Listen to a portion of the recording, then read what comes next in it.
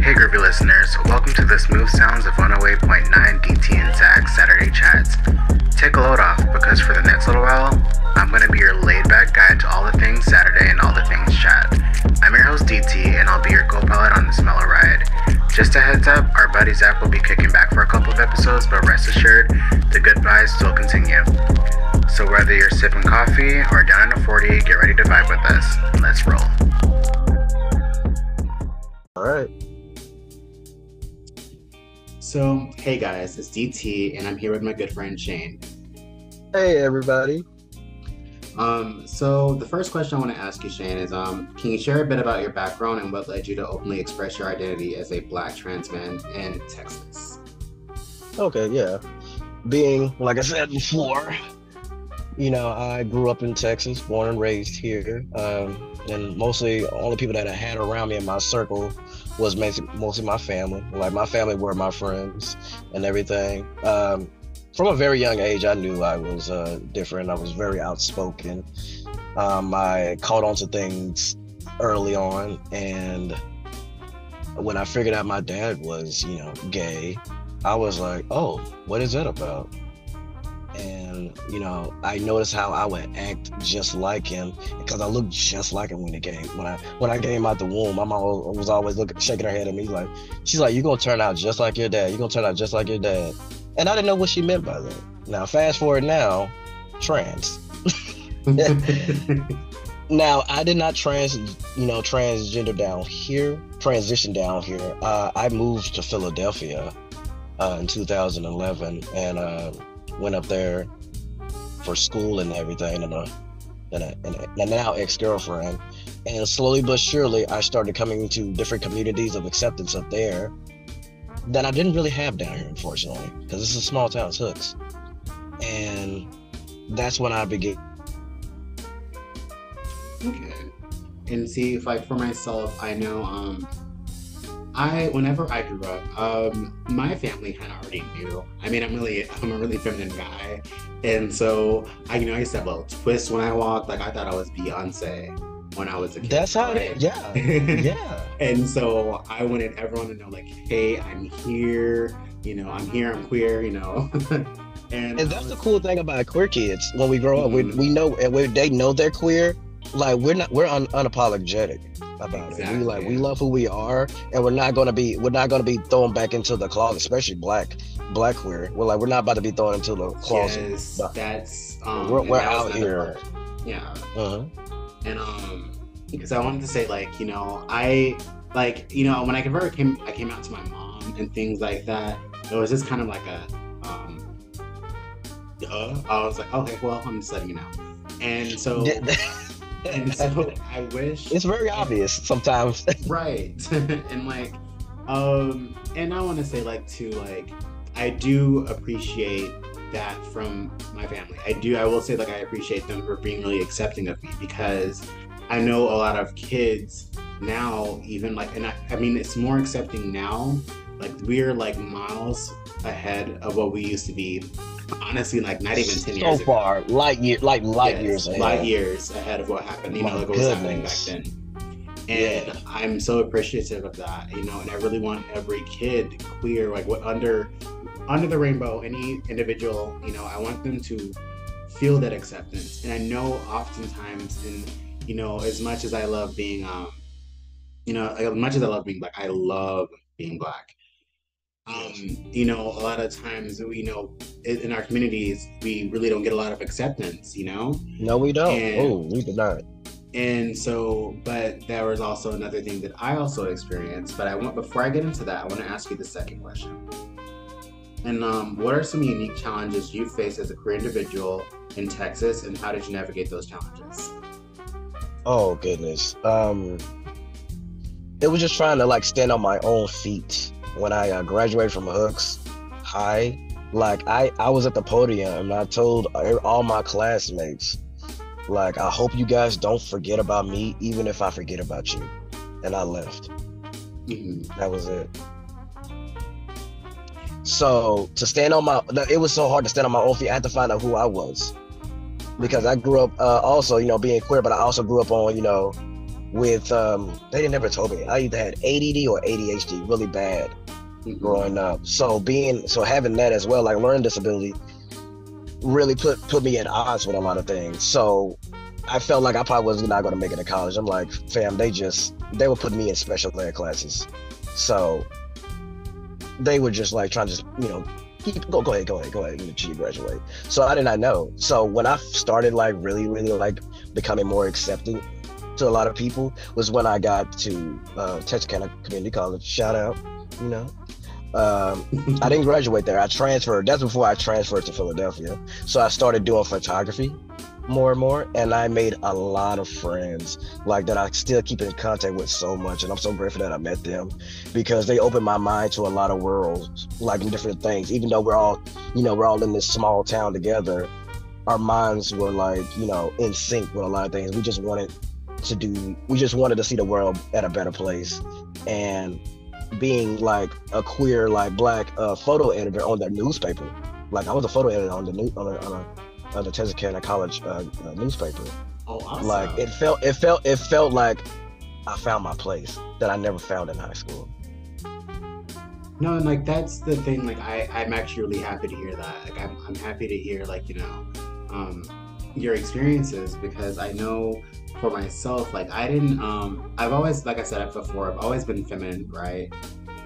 Yes. So I've definitely faced challenges growing up as far as like, I remember I would always want to be friends with girls. Like I literally just like I was so uncomfortable being around other guys because I felt like see, I was an opposite, so we knew. Yeah, see, we knew. I felt like guys just were like not like for me, I guess, and like it sucked a lot too, because it wasn't like yes, I was into makeup, yes, I was into breast dolls, like but I was also really very much into comics and video games and superheroes and things like that. And I was even into anime back then. And I mean, like, I'm getting actually back into anime now, which I'm really proud of, because it's like, I don't know, hey, for a long period of time. Don't leave the blurs behind. Yes. So if anything, the anime community accept us even more. The black anime community.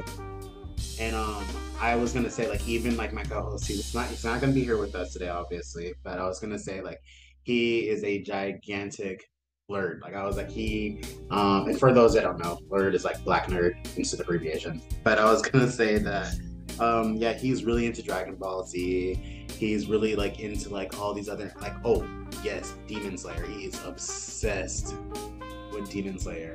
And I'm trying I want to go back and watch it. I've been I started watching what is it called? My Hero Academia. And I'm on the second season now. And I'm actually genuinely like obsessed with it. And I was like, I don't know why it took me so long to be back into it. I guess I was just so focused on I was just always focused on like dramas and comedies and things like that, like like live action things, that I wasn't really thinking about like the actual anime that's been created. And so I'm happy now that I started it this late, because now I have an excessive amount of anime to watch, because I one thing I really hate is like I'm an on-demand person when it comes to television. I feel like streaming kind of spoiled us, because like now I want all episodes immediately like at my hand. Like I don't want to have to wait a week or whatever. So I'm excited that I can actually watch like 1, 2, 3, 4, 5, 6 seasons of like a TV show, and but yeah. So I'm gonna ask you this third question. Could you discuss the importance of the representation of Black queer individuals in our community? And when I mean our community, I mean as in the Black community. Oh, I couldn't hear you. Could you say that again? Oh, I'm sorry.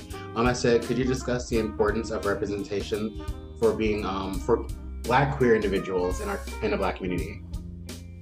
Because baby, we're the backbone. We're at the bottom. Trans, queer people, Black people, like dark skinned people, African Americans. Anybody color that look like charcoal, a little bit lighter, and every domination, and it's queer. We're at the bottom, and we're basically holding everybody up. I believe we're holding everybody up. So we have to. So when we get represented, we don't need anybody making fun of us. We've been taking punches here and there. We like, haha, yeah.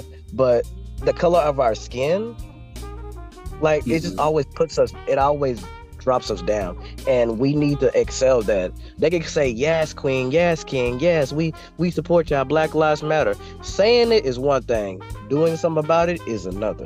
Exactly. We got to move y'all out the way. Everybody light skinned, everybody white. Y'all need to move out of the way. And like they said during all the protests, black people to the front. Black queer people all the way to the front. Exactly. And I think that was something that I feel that wasn't really. I remember I was having this discussion actually with Zach. This was off the podcast.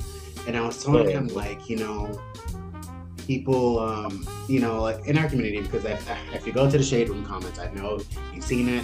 The Shade Room is extremely anti-LGBT. I don't look at it. I just hear about it. It's disgusting. I just like, oh my god. It is. And that like, and the neighborhood yes, talk the or something talk, like that. Yes. I'm like, oh my god, y'all. Worse than TMZ. And I'm like, okay, so let's post all this debauchery, but as soon as it comes to like a queer individual, just like, oh, they're gonna burn in hell. This is not, you know, and like, oh, that's not right. It never fails. It genuinely like it confuses me because I'm like, you know, a lot of the fighters for the they were at the forefront of the civil rights movement for Black individuals. A lot of them were queer. You know, like no one talks about Malcolm X. Nobody. Like, no one talks about him being like bisexual, right? Nobody. And, like, they would bring that up. They never bring that up. And he was one of the forefighters that everyone wants to quote him, but no one ever talks about like that side of him. Like it's they want to watch the movie. They want to wear the X. They want to get the tattoos. I'm like, y'all don't know nothing about this man. Exactly. And what y'all do know about him, y'all want to drag him. Exactly. And I don't particularly like. I don't like it because I'm like, if we're gonna stand for Black Lives Matter, that does not just mean the straight ones. It means like every person under the diaspora of being Black. That means not only African Americans. That means people that are from you know, from Africa or things like that. Like Black individuals, people that are from the Dominican Republic, Afro Latinos. That means them. That means, you know, gay Black people. That means trans Black people. That means or people that are like you know, disabled Black people. That it means like everyone that identifies as Black. That's what that means.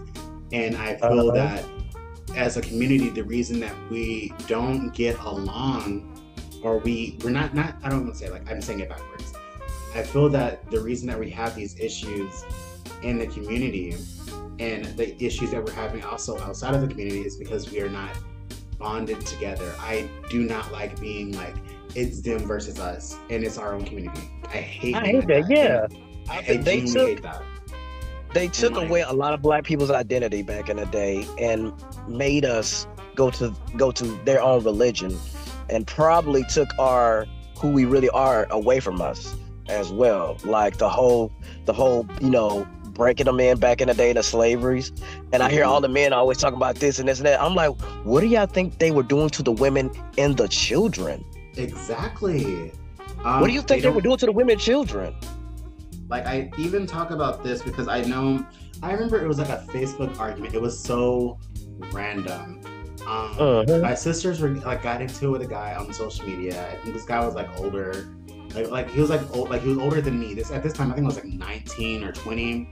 And he literally was he was going off about something, and it came up on topics of like gay people, and he was just like, oh, that's because of what the white man was doing to the Black man, and it's just stuck since then. And I'm like, that doesn't make any sense. I'm like, yes, it doesn't. I'm like, whenever you go back and look at, there's a history book that I was like, not a history book, but a book from, you know, the past history that was talking about like how to, in short, like break down the Black individual in short during the slavery times. Like, it's an old book and things like that. And a lot of times what they would do, they would sexually assault their the slaves. The men, they would try to demasculate, like is it demasculate them. Emasculate. And when it comes to that, you know, like I'm like, those things are serious topics. But for this, like, I know that, excuse me. For this, I know it becomes a topic of more that they were assaulted. I'm not an individual who chose, like, that's what I'm saying. Like, it's I'm not an individual who's just decided, like, yeah, that's the reason why. Like, I didn't decide that one day that, yeah, I'm gonna try to, like, excuse me, I'm just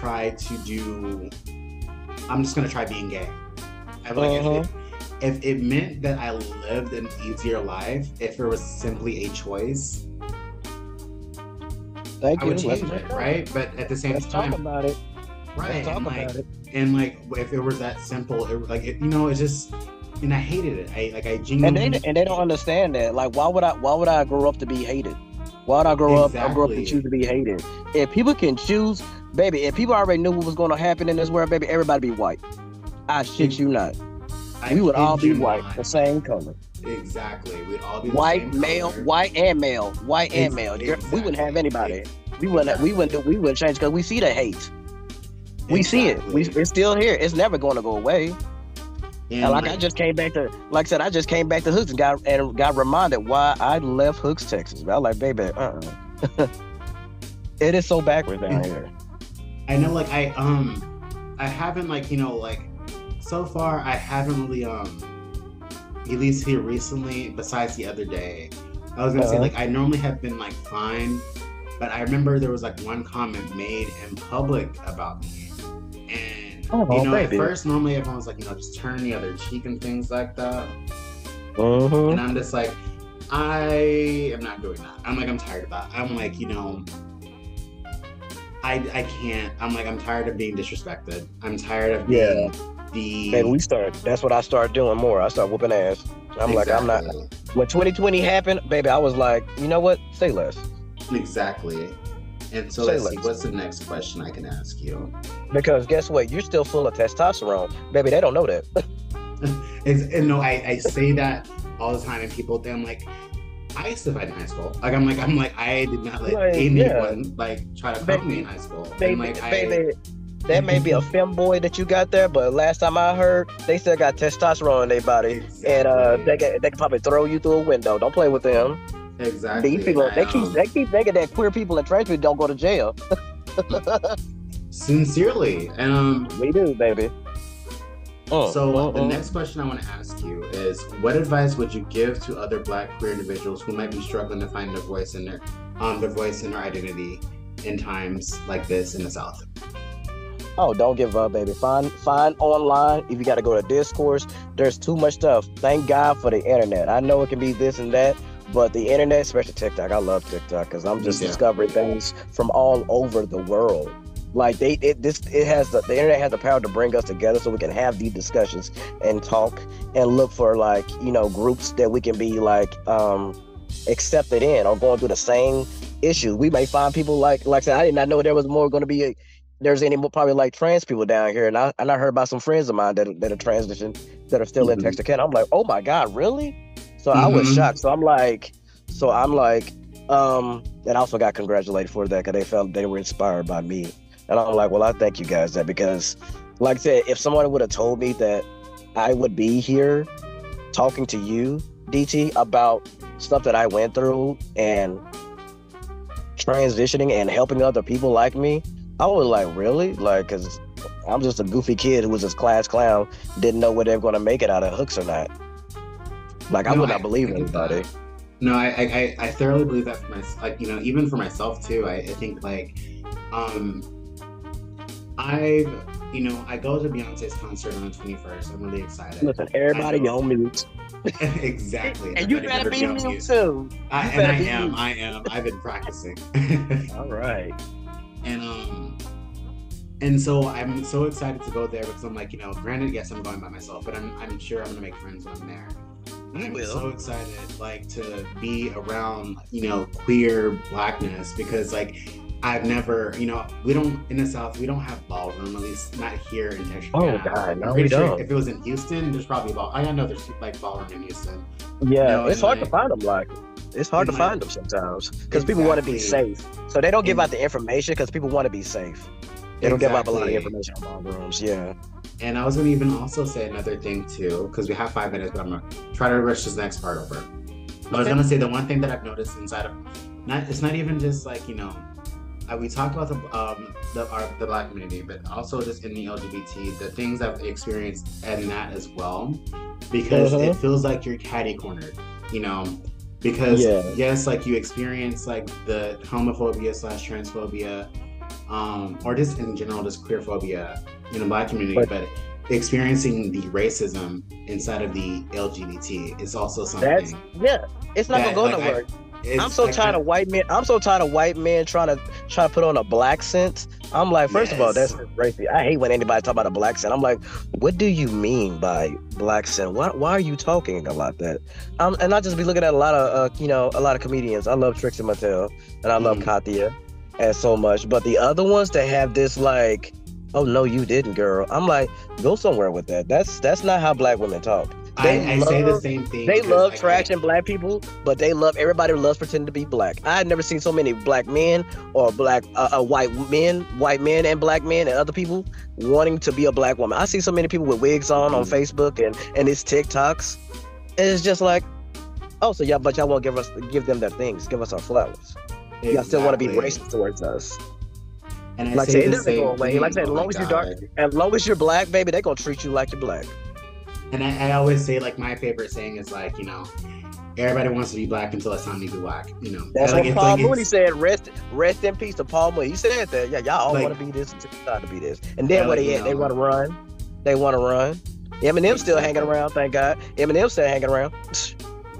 And like, I know, it's just all those things that it just compiles up into one, and it's just like. It can be really tough, but I want to also tell, like you just also said, that like there are people out there that are just like you know, and you just got to find your people. It's like, I know it's even me kind of hard for myself too, because like, you know, I have my friends on the internet and things like that, but I was like, you know, it would be actually like really nice to have, you know, Black queer friends in person, you know? Exactly. Because there are issues in our own like little sector too here, I feel. Well, in this particular, just like, and it's really small town, so, you know, a lot of things happen here, but I feel like we can say that for the next episode. Yeah, we can, because we can talk about what that other thing that happened if we want to get to horror, because I love horror movies, and I've just discovered, like, the last couple of years that we also got a thing going on in Texarkana that a lot of people don't know about. You know, a movie was based off what happened in Texarkana a long time ago.